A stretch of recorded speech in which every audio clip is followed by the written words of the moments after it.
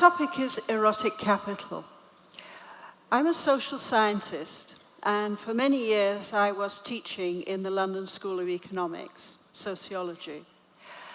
And like most professors in universities, I was, of course, promoting the idea that education is important, that educational qualifications are important and valuable, and that education and qualifications are the way forward, a route to success in life.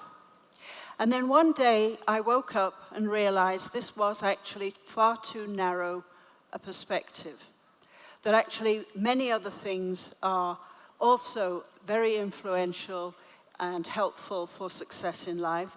And one of them is something that we have never noticed until very recently, and that's erotic capital. I call it erotic capital because economists and also sociologists talk about capital as the key asset, personal asset that people have. In economic capital, money and land. Social capital, who you know, palanca. Human capital, cultural capital, which is usually education and qualifications, training, experience. And the fourth new additional capital that I have presented is erotic capital. It is a combination of physical and social attractiveness. I have argued in my book that being very beautiful or very handsome doesn't really have very much value if when people meet you, you are rude, unpleasant, not charming at all. And so, in my view, all the research shows that being socially attractive, charismatic, if you want to call it that, is just as important as physical beauty. But beauty is the way people usually think of it as erotic capital. And so I reviewed all the research on how important this is in life, or whether it's important, and measuring how important it is. And I was really astonished, because we've always had this view that just what you look like, good looks, or is really quite a trivial, shallow, unimportant factor in life. And I was amazed to discover that there were studies by economists, political scientists, sociologists, social psychologists, all of them showing the same thing. It has huge value, huge impact on how you live your life. And economists have provided measures. People who are attractive earn between 10% and 20% more than people who are unattractive. Now that may seem a very small advantage, but if you think that that 10 to 20% more is in every job throughout your whole working life, that adds up to a lot of money. For politicians, they have studied how they get more votes when they are attractive rather than unattractive. And you get the same rough measures again for politicians and the votes for political candidates. People who are attractive, men and women, they get 15% more votes. So the variation is similar, 10 to 20% if they're attractive. So it has real value, and it's in all fields of life. In politics, even in sport, even in the arts, attractive athletes and artists get more attention and therefore sell more stuff than those who are unattractive. Academics who are attractive, they get higher ratings in the university. So in the United States, they earn more because students value them more, and therefore the university values them more. In commerce and business, attractive people, it's been shown, sell more goods, sell more services, sell more of everything, insurance policies, anything, you name it. There are studies showing that people prefer to buy something from someone who is attractive, even though they know it makes no difference to the particular product that they are buying. And so it matters even in professional jobs. It's been shown that lawyers, for example, are more successful in their work and win more cases than people who are unattractive. And so it cuts across all occupations, all jobs. I think the only jobs where it possibly doesn't matter at all is manual jobs in manufacturing. It is often thought that this is a problem of discrimination and that it's unfair. This is one reaction to the idea.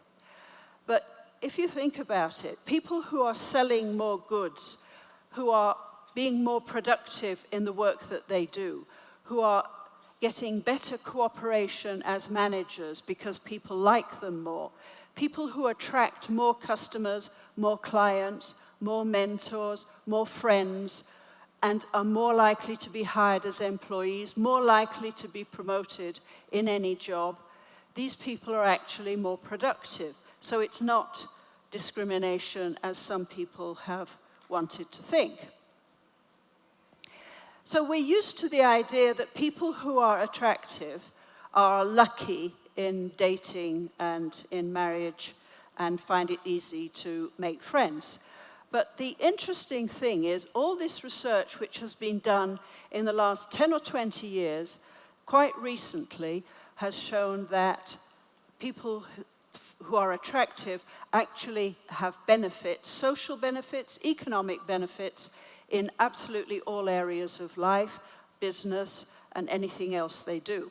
People remember people who are attractive, and they remember them in a positive way, so they're going to help them if they phone up maybe 2 years later to ask for help with something.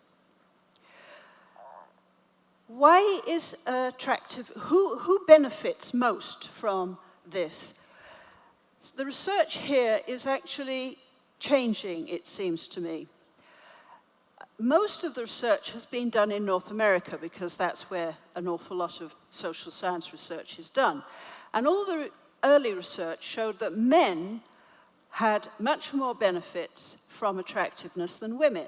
And this seems a bit strange because women spend a lot more time making themselves look attractive than men do in general.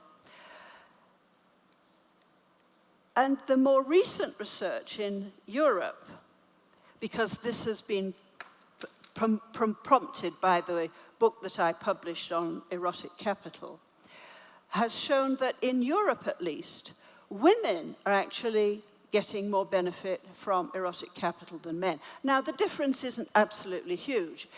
For example, in North America, it was shown that men had 17% higher earnings. If they were attractive women, it was 12%. So it's not a big difference. But in Europe, it's the other way around. Women who are attractive are earning more than men. And the example I always like to give is George Clooney, the actor, who has made, I understand it, more millions from drinking a cup of coffee in adverts than he's ever made as an actor. And the footballer David Beckham, who, as I understand it, has also made many more millions from posing almost naked in Armani underpants than he ever made as a footballer. And it's hard to find examples of women who have been so successful in exploiting their erotic capital. The example I like best is Elizabeth Taylor, who made more millions from selling perfume than she did as an actress in films. Who potentially benefits most from erotic capital is actually the young people, because young people are at the peak of their physical perfection and have all the benefits of youth. And the interesting thing is that young people are the least likely to get a benefit of an economic benefit from erotic capital. Why? Because they don't understand the huge value of erotic capital. And that's one of the things that I think is now changing as a result of the book that I published, which is translated into Spanish for those who want to have a look at it, with the title Capital Erótico, is that young students are very interested in this new concept, because they are beginning to recognize that actually they are able to exploit their attractiveness more successfully than they ever have done in the past, because they didn't realize that it had value. Why is it becoming more important today than it ever was in the past? Because a lot of studies have shown very clearly that the significance of attractiveness is much higher today than in the past. There are 3 reasons for this. 1, digital photography.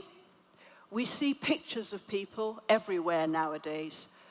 Dating websites, newspapers have photos of politicians who would have been invisible in the past. So we're all more visible. What we look like is known today. Second reason is luxury. We had the luxury this afternoon of seeing beautiful dance with beautiful music. People value luxury, and as societies and individuals get more wealthy, more affluent, they spend more money on luxuries. Beauty is one of the most popular luxuries. And the third reason is changes in the workforce. As we move away from manual jobs in manufacturing and heavy industry towards service sector jobs, professional jobs, white-collar jobs, the workforce is changing. Social interaction between people, colleagues, employees, and subordinates or customers becomes more important, and attractive people score better in social relationships in the workplace. So they earn more. So those are 3 factors that are making attractiveness more important in the future than it ever has been in the past. So in conclusion, I'm saying the world is changing, and we have to accept that change rather than simply reacting negatively to it, as some people have done by saying, oh, this is discrimination, oh, this is inequality, this is unfair, this is not right. A very Puritan reaction, in my view. There is inequality everywhere, and attractiveness is not the most important one. I would have said that intelligence, IQ, is by far the most important. It's just one more factor that it does create inequalities, but just like education, we can invest in education to increase our abilities and our intelligence. We can also invest in going to the gym to get a good body, having a good haircut, wearing clothes in flattering colors. We can do things to make ourselves attractive. If we invest so many years of our lives in education, I would argue we should also invest some of our time in actually being attractive, because it yields fantastic benefits. Thank you.